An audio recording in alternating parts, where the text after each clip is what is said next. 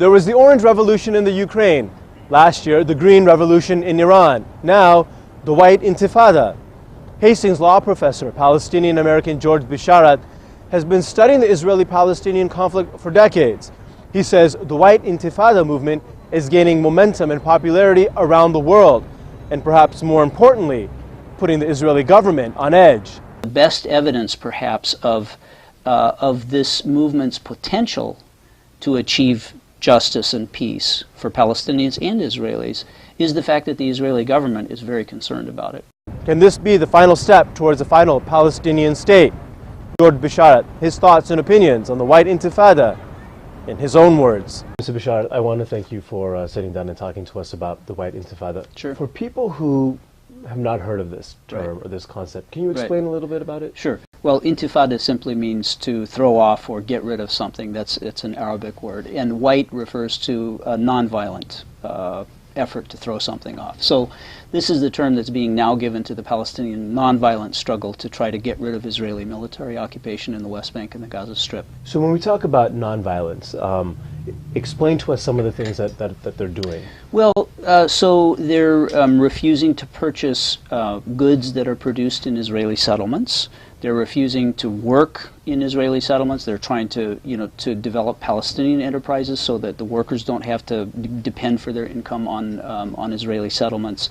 They're engaging in nonviolent forms of protest. That's, sort of the range of activities that people have engaged in. So this nonviolent activity, this has been going on for many years. Is it Yes. gaining momentum? Are we seeing more Right. of it, or is it becoming more formalized? Yes. I think there are two things that are going on. First of all, in 2005, 170 Palestinian civil society organizations that represented Palestinians in the diaspora, under occupation, and those who are citizens of the State of Israel, they issued a call to the international community asking for their support in helping to compel Israel to comply with international law. And then the nature of the call itself was somewhat different because it addressed the status of Palestine. It called for equality for Palestinian citizens of the State of Israel. It called for an end to Israeli occupation of the West Bank and the Gaza Strip, and it called for implementation of the Palestinian right of return for those refugees to return to their homes that they'd left that they'd been forced from in 1948. Okay. Some of these issues that you're talking about, these have been demands of the Palestinians for decades now. Right. I guess the question that I have is, why now, and will it be effective?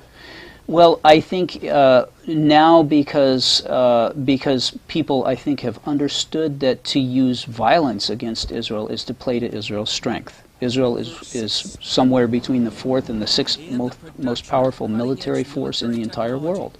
And Palestinians have they've engaged in armed struggle. They have sacrificed many lives, and in the context of the war on terror in particular, and given some of the tactics that had been adopted by Palestinian groups, the Palestinian movement lost a great deal of credibility. So if they've lost credibility, do they have the credibility to have a nonviolent movement succeed? Because there's some people in the Israeli press, they've called this a PR move on the Palestinian side. How would you respond to that? What's wrong with a PR move? It is a struggle to appeal to people's sense of morality and sense of justice. There's nothing wrong with appealing to people's sense of morality and justice. So do Palestinians then have the credibility to appeal to that morality, given sort of the past that they have? Well, they will build that credibility over time. And yes, I think to answer your other earlier question, yes, I think this can be effective, but it will take some time, I think, to bear fruition.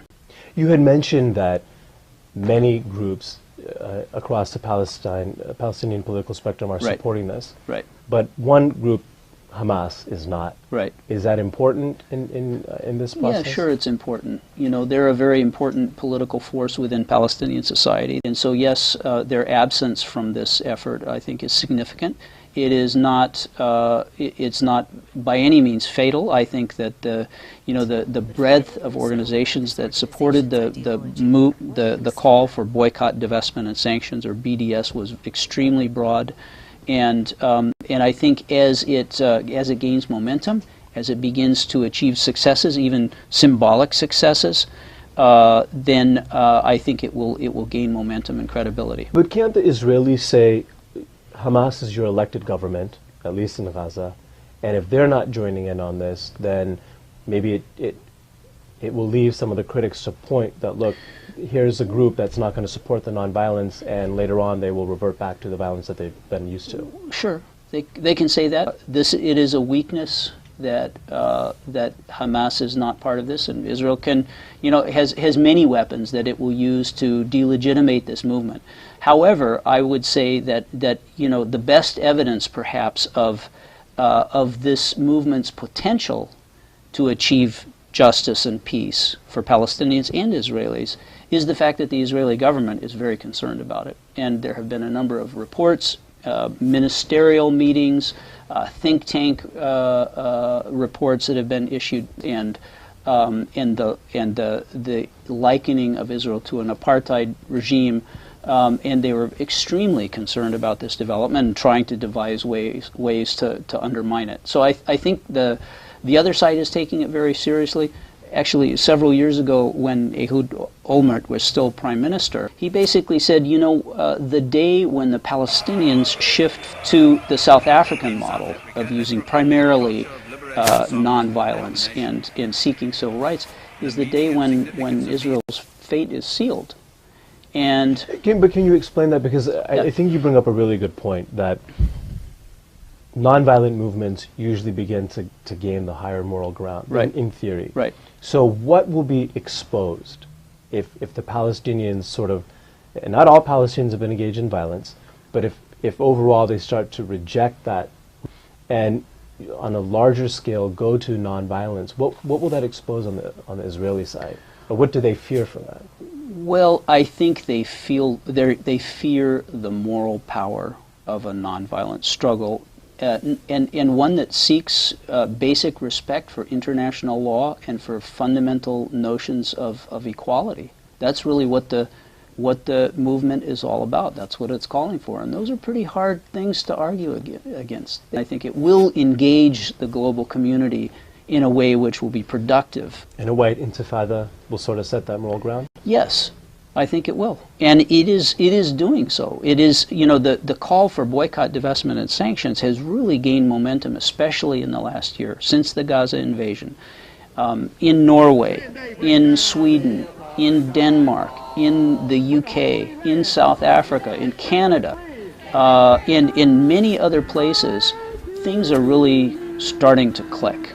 This movement is starting to gain momentum. And that is why the Israeli government has woken up, and it is trying to head this off, trying to nip it in the bud, basically, before it gains that momentum. But I think they're too late. I think the momentum has already been achieved, and I think, I think it's only going to build from this point forward. Okay, well, it's a movement we'll keep our eye on. Yeah, absolutely. Mr. Bisharat, thank you. Yeah, thank you.